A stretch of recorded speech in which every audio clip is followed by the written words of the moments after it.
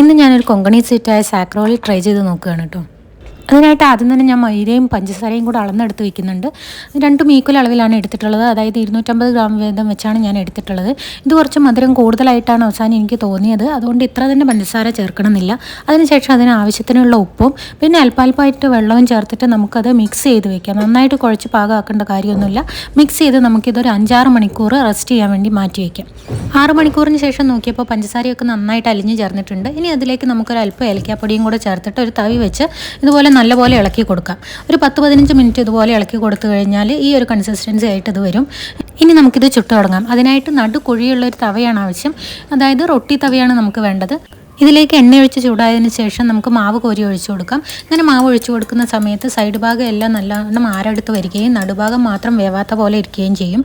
അപ്പോൾ നമുക്ക് അതിൻ്റെ മുകളിലേക്ക് ഇങ്ങനെ എണ്ണ തൂവി കൊടുത്ത് ആ നടുഭാഗം കൂടെ വേവിച്ചെടുക്കാവുന്നതാണ്. ഞാൻ പറഞ്ഞതുപോലെ ഞാൻ ഉണ്ടാക്കിയ സമയത്ത് കുറച്ച് മധുരം കൂടുതലായിരുന്നു. ആരെങ്കിലും ഇത് ട്രൈ ചെയ്യുന്നുണ്ടെങ്കിൽ ഇത്രയും മധുരം ചേർക്കാതിരിക്കുന്നത് തന്നെയാണ് നല്ലത്. ഇനി ഇതിൻ്റെ ടെക്സ്ചർ നോക്കുകയാണെങ്കിൽ ഇത് നന്നായിട്ട് ആരെടുത്ത് വന്നിട്ടുണ്ട്. പിന്നെ നമ്മുടെ നെയ്യപ്പത്തിൻ്റെയൊക്കെ പോലെ തന്നെ സൈഡിലേക്ക് പോകുന്തോറും കുറച്ച് കട്ടിയാവുന്നുണ്ട്. അതുപോലെ നടുഭാഗം നല്ല സോഫ്റ്റുമാണ്.